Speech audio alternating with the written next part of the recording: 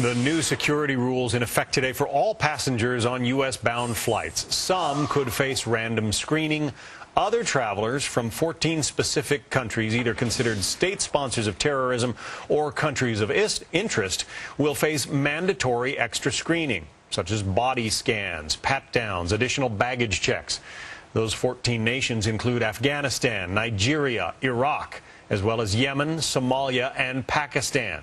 So are the new security measures enough to keep us reasonably safe? Let's talk about it with former Department of Homeland Security Assistant Secretary for Border and Transportation Security, Stewart Verdery.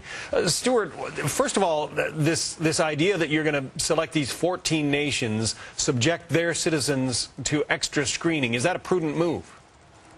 Well, I think it is. We do this in other environments already. We make people go through visa interviews. We make certain people from certain countries go through secondary screening when they arrive at U.S. airports. So I think it is a prudent measure. And also, they're going to couple this with random screening of other people that are particularly risky in the eyes of Customs and TSA. But doesn't that amount to profiling? And isn't that technically illegal? Profiling is not illegal. You're doing it based on reasonable risk factors. It's a prudent thing to do. You got to remember that they're not only protecting the Americans coming back to the United States, but other foreign guests as well. It's a prudent step to respond to the crisis at hand. So much is being made of the fact that the dots were not connected in this Abdul Muttalib case, the guy who is suspected of trying to bring down that Northwest Airlines jet over Detroit.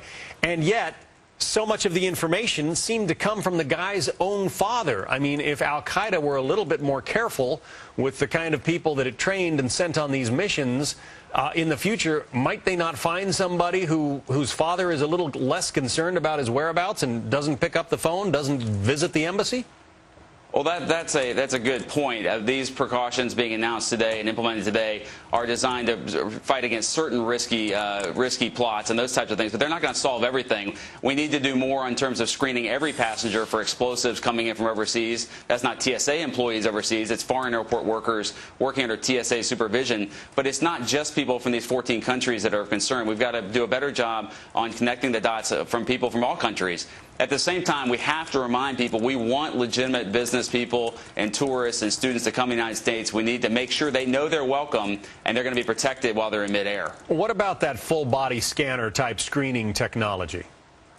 Oh, it's definitely got to be part of the mix. It's not a silver bullet by any stretch, but it will deter certain types of plots. They ought to be implemented. They ought to be deployed. The privacy arguments against them need to be rejected. We need to do more to get them out there. And if people feel particularly uncomfortable about the machines, they can always ask for the full pat-down. I'm sure some people would love to have that. We've seen some of the crazy kinds of screening that goes on in this country. I mean, my 12-year-old daughter has been selected for extra screening. You see grandmothers in wheelchairs being selected for extra screening just because we don't want to offend anybody. Why not save the money? Why not, really hone in on the risk groups that are the problem here and let grandma go through in her wheelchair?